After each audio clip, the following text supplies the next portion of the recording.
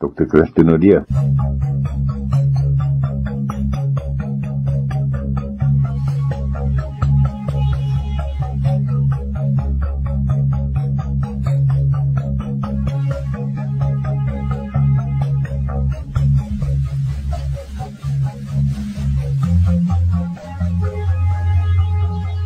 Môre op hierdie Kersfees môre praat ons met Dr. Christo Nodee. Môre Christo, wat 'n lekker môre, 'n wonderlike dag eintlik wat ons vier en dis lekker om met jou te praat.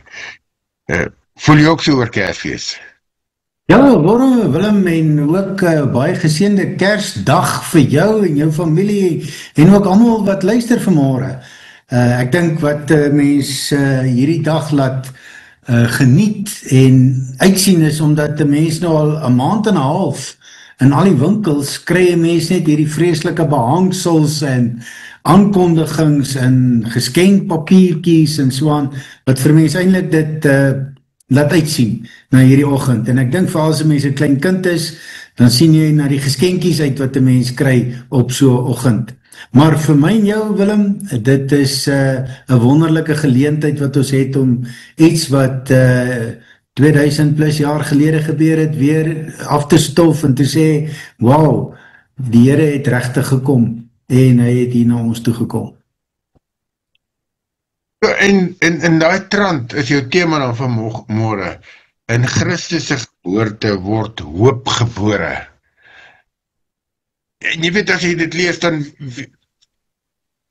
met alle respek, ek weet eintlik presies wat dit sê, maar as ek iets daaroor moet sê en dit verduidelik so van die merk af sonder, dan gaan ek vashak, want om hierdie hoop te verduidelik, so, dis die regte oggend vanmôre, ons vier Christus dag, sy geboortedag, en jy sê in Christus se geboorte word hoop gebore. Verduidelik vir ons, vat hom van die kant af.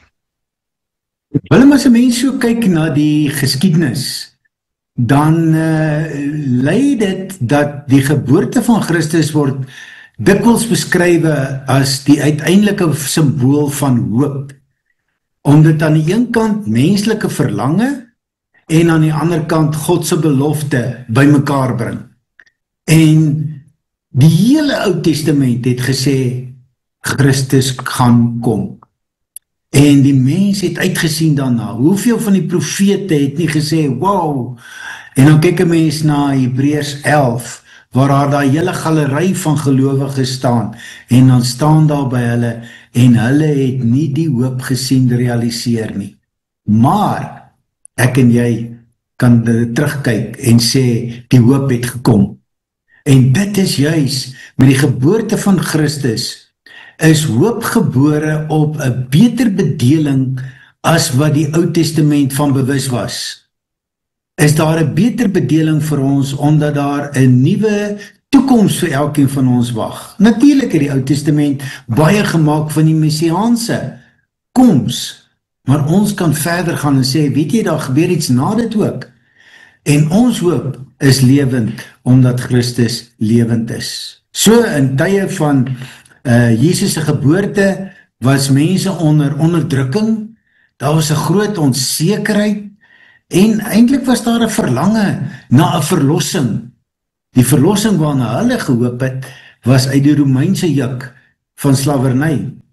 Maar Jesus kom, en met sy koms word hy die lig wat in die duisternis inbeweeg. En eintlik vir die mense, vir al sy disippels, kom vertel dat daar's iets anders wat verwag kan word en wat moet gebeur as net 'n aardse koninkryk. En daarom dat die disippels baie keer al vasval in die aardse koninkryk, en Jesus se twee disippels, Johannes en Jakobus, se ma kom en sê, hoor hierso, hierdie twee seuns van my is my wit broodjies, ek wil hulle hê met elke een aan die regterkant en een aan die linkerkant sit. Pontius Pilatus sê vir hom, waar is jou leer? En Jesus sê vir hom, dis nie van die aarde nie. So met ander woorde, wanneer 'n mens kyk na Jesus, dan is dit eintlik dat hy vir ons iets anders gebring het. Die hoop het baie dieper gelê as net die aardse ongemak van dinge wat ek nie van hou nie. dinge wat ek wil anders hê, dinge wat ek wil beter hê. Dit gaan hier oor 'n dieper, baie dieper gedeelte. En as 'n mens lees in Lukas 1 vers 76, dan staan daar, en jy kindjie, 'n profeet van die Allerhoogste sal jy genoem word, want jy sal voor die Here uitgaan om sy pad gereed te maak, om kennis van verlossing aan sy volk mee te deel, verlossing deur vergifnis van hulle sondes, danksy die genadige ontferming van God. Soos die môreson sal hy opgaan en uit die hoogte op ons afstraal, om lig te bring aan die wat in duisternis in die skaduwee van die dood lewe, om ons voetstappe te rig op die pad van vrede. So met ander woorde, wat lekker is van hierdie gedeelte, en Lukas 1 en 2 is eintlik vol van hoe hierdie hele verhaal afspeel van Jesus se geboorte. Elke tweede vers is eintlik besig om dit aan ons te verduidelik. So, in hierdie stadium, dink ek, is dit belangrik dat ons dan net weet, dat die verlede het eintlik gerealiseer in Christus, maar sy geboorte het meer gebring as net 'n geboorte van verlossing. Dit het 'n hoop gebring wat 'n toekoms oopgesluit het. Nou Christo, kom ons op daardie noot van hoop. Kom ons luister 'n bietjie musiek en dan praat ons nou verder.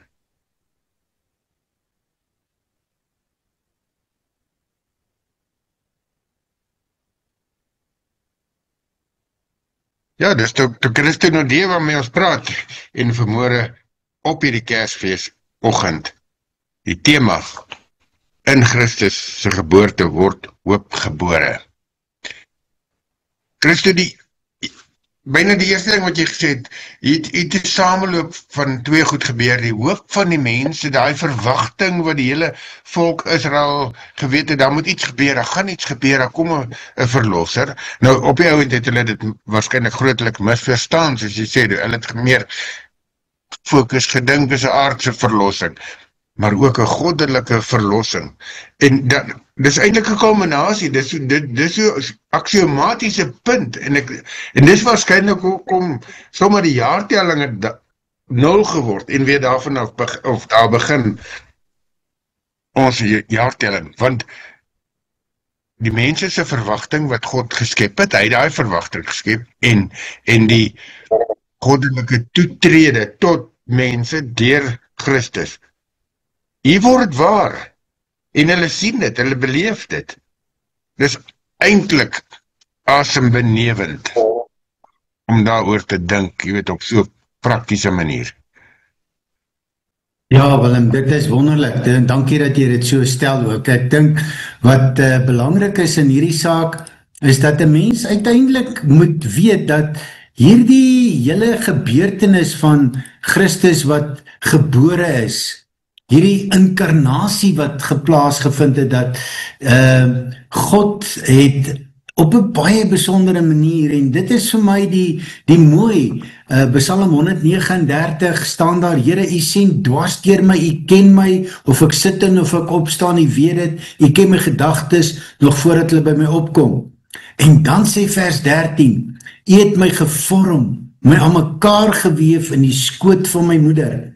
Ek wil U loof, want U het my op 'n wonderbaarlike wyse geskep. Wat U gedoen het, vervul my met verwondering. Dit weet ek, geen been van my was vir U verborge toe ek gevorm is, want niemand kon sien nie. Toe ek aan mekaar geweef is, diep in die moederskoot. U het my al gesien toe ek nog ongebore was. Al my lewensdae was in die boek opgeskrywe, nog voordat ek gebore is. Kan jy dink? Nou ja, daar's baie mense wat sê, het dit regtig gebeur, het dit nie gebeur nie, maar dat God, 'n God-mens lyf, aan mekaar weef in die skoot van Maria.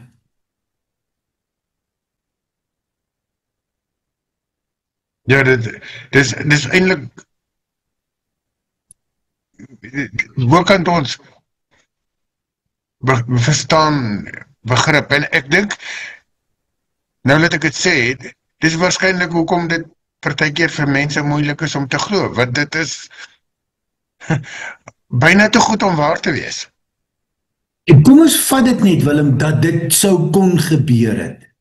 Kan jy dink aan die almag van God, wat dit kon regkry om mens en God verweef te kry, sodat dit 'n klein babietjie vorm, sodat dit 'n mensie word, sodat dit 'n seentjie word, sodat dit 'n man word, sodat dit 'n God-mens word, wat uiteindelik, want ons lees in Romeine, waar Paulus vir ons kom beskryf en sê, die engele het vir God gevra, hoe gaan jy dit regkry om verlossing vir die mense te bring? En toe dit gebeur, toe kon hulle nie anders as om uit te breek in lof en dank en aanbidding vir hierdie wonderwerk wat gebeur het. En Lukas skryf daarvan, hy sê die engele se gesange was op die aarde gehoor, so hard was dit. Selfs die skaapwagters het dit gehoor, soos die engele net God se lof besing het van dit wat gebeur het. So met ander woorde, wanneer 'n mens dan hiermee te doen het, dan is dit dat God die menslike en die klein hoop kom gee het en gesê het, maar hoor hierso ouens, ek het dit so fyn beplan, ek het dit so fyn aan mekaar gesit, dat daar geen twyfel kan wees, dat wanneer hierdie seun van my aan die kruis hang, dit 'n God-mens is wat daar hang, wat tot volkome versoening bewerkstellig nie. Daarin lê hoop. Ek is volkome verlos van my sonde. So met ander woorde, hierdie God-mens kon dit regkry, en dit het gebeur met die geboorte. En dan kom die engele en hulle sê, vrede op aarde, wat aandui dat Christus se sending om die mensdom met God en met mekaar te versoen, aan die gebeur was. En dan moet 'n mens nou vir jou sê, goed, hoop, wat sluit dit in? Natuurlik was hy gebore in armoede. Christus identifiseer met swakkes en uitgesluit is. Hy gee waardigheid en waarde aan diegene wat oor die hoof gesien was. Daarin lê ook hoop. Die ouens op die kantlyn, ons noem dit die gemarginaliseerdes. Julle ouens, God sien julle raak. Christus nooi julle in. Julle is nie meer buite nie, julle is binne. En dan, sy geboorte merk ook 'n nuwe begin. 'n Vas hoofstuk in die geskiedenis waar liefde, geregtigheid en barmhartigheid sentraal staan. So met ander woorde, wanneer ons dan na Christus kyk, dan vergestalt hy die liefde, die geregtigheid en die barmhartigheid. En nou kom die groot wonder. Dis 'n hoop wat vir ewig hou. Buite die huidige stryd by Christus se koms op die ewige lewe en die herstel van die hele skepping. En wanneer ons dan nou aan Christus dink en ons dink aan sy werk wat hy kom doen het, is dit soos die saad van hoop is daar gesaai. En 'n saad wat ontkiem is onstuitbaar, want die groei sal deurbreek deur die grond en die groen van daardie ontkiemde saad sal die sonlig tref. En dit, lyk dit vir my, is waaroor dit vir Kersfees gaan. Christus se geboorte word hoop gebore. Maar kom ons breek net so oomblik en dan gesels ons verder, want dit is 'n kragtige saak wat ons nou bespreek.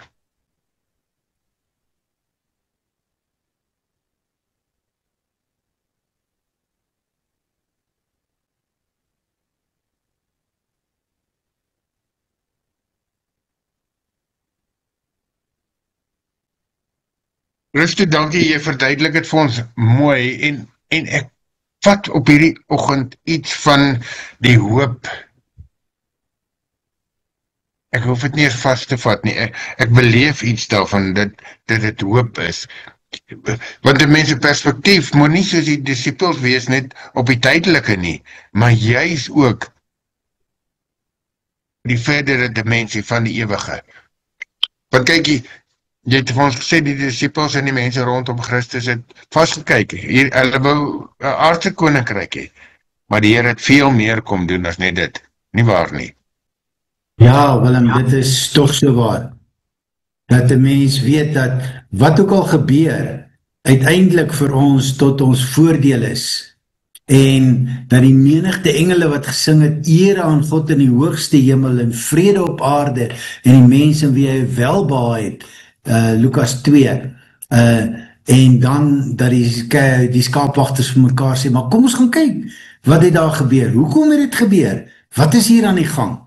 En uiteindelik kom hulle dan met die verlosser in aanraking en het hulle hierdie wonderlike ervaring dat die Here daar is vir hulle. En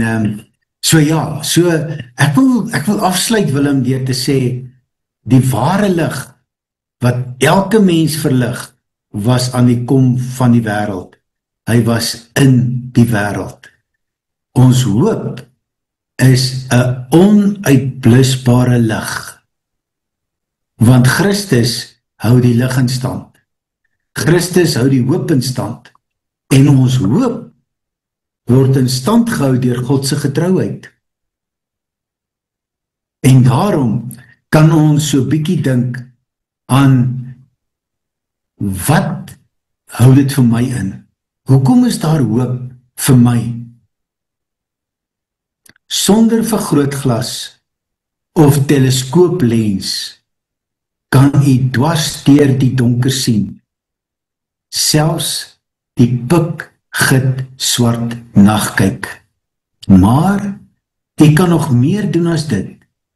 U sien binne in my en dwars deur my ook. My hele wese is vir u deursigtig. U weet wat in my diepste menswees aangaan. U weet wat elke uur in my dagboek staan. Ook die woorde wat my tong probeer vorm. Ja, die klanke wat dit maak is aan u bekend. Want u, o Here, is soos niemand anders nie. U is rondom, bokant, onder en binne my. Daarin lê my hoop vir hierdie Kersdag. En die psalme sê dit nie, wat jy nou eintlik sê, om mens bang te maak dat die Here alles sien nie. Hy sê dit juist omdat die Here alles weet en jou so van die begin af bewustelik vir ons sê dat hy met ons is, dat hy ons ken, dat hy met ons saamloop, dat hy weet wat ons kan sê, nog voordat ons het sê. Dis nie om ons bang te maak nie, nee, Christus, dis nie bang maak, dis 'n vertroos, dis 'n hoop boodskap, nie waar nie? Absoluut, Willem, want net verder aan in Psalm 139 staan daar, hoe wonderlik is u gedagtes vir my, o God, hoe magtig is hulle, as ek hulle sou wil opnoem, hulle is meer as die sand, en as ek daarmee klaar is, sou ek nog steeds met u te doen hê, en dan die hoop, gee my hierdie vertroue om te sê, deurgrond my, o God, deurgrond my hart, ondersoek my, sien tog my onrus raak, kyk of ek nie op die verkeerde pad is nie, en lei my op die beproefde pad. Want die beproefde pad hou die hoop vir my in stand. Wonderlik. Dankie Christus. Vanmôre jou tema, in Christus geboorte word hoop gebore. Nou op hierdie lekker besondere Kersdag. Ja, miskien die laaste woord. En as jy wil, kontaknommer, as iemand jou dalk wil vra, want miskien is iemand geïnteresseerd om meer te weet oor hierdie tema, of dalk wil hy vir iets vertel wat vir hom interessant was. En ons nooi die luisteraars soos altyd uit om vir ons te laat weet as jy iets beleef het of iets gehoor het. Asseblief, Christo. Ja, natuurlik Willem. Ek wil sê dat deur Christus, saam met Christus, in Christus, behoort aan U al die eer en die heerlikheid, almagtige God en Vader, deur ons eenheid met die Heilige Gees nou en vir ewig. As julle my wil kontak, Christine D 082 785 1106. Baie dankie. En soos julle gehoor het, Dr. Christine D. Tot 'n volgende keer en werklike geseënde Kersfees ook die res van die dag. Dankie Willem. Totsiens.